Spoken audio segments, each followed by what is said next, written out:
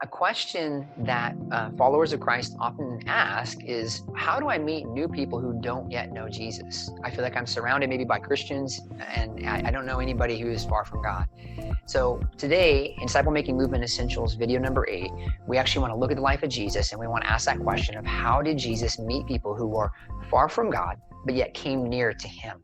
And so we're going to do this using help from the Four Fields illustration. If you guys remember the Four Fields illustration I've done in a previous video, you can Google that on YouTube and find it, that the farmer goes out and begins to enter into new fields. And Jesus in Matthew 28 commands his followers to go. So we want to go. And as we go, at least 4 ways we see Jesus modeling this of entering into the lives of people who are far from him. One is through his relational network. And so in John chapter 1, talked about this in a previous video as well, John went to his relative, John the Baptist, and he found some followers of John who were spiritually seeking, and he called them to be followers of his. We too have family, we have friends, we have coworkers. These are all part of our relational network. The New Testament calls this your oikos.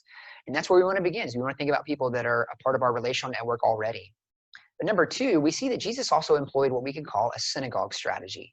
He would enter into a place of worship, a synagogue, for example, in Luke chapter 4, and he would begin to teach. And he would find people who were spiritually seeking, who were hungry.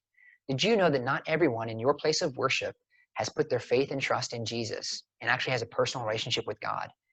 We want to find people in places of worship as well who are seeking but have not yet trusted in him. And number 3, we see that Jesus also employed what we could call a person of peace or a house of peace search. In Luke chapter 10, Jesus actually trains his followers how to do this. You can go there and look at this example in Luke chapter 10. There are at least 3 key things that we want to think about when we think about a person of peace. A person of peace is someone who, number 1, receives the messenger. They receive us. If they won't talk to us, then it ends right there. Number 2, they also receive the message about the kingdom that we bring. And then number 3, they also receive the mission about going and spreading this news to other people. So they receive the messenger, the message, and the mission. A great example of this is in John chapter 4, the woman at the well. And then finally, Jesus was walking around constantly with his followers, abiding in, prayerfully, just seeking people who were spiritually seeking. He would often ask them what they wanted him to do for him. And he would serve and meet a need. He would heal them. He would give them something to eat.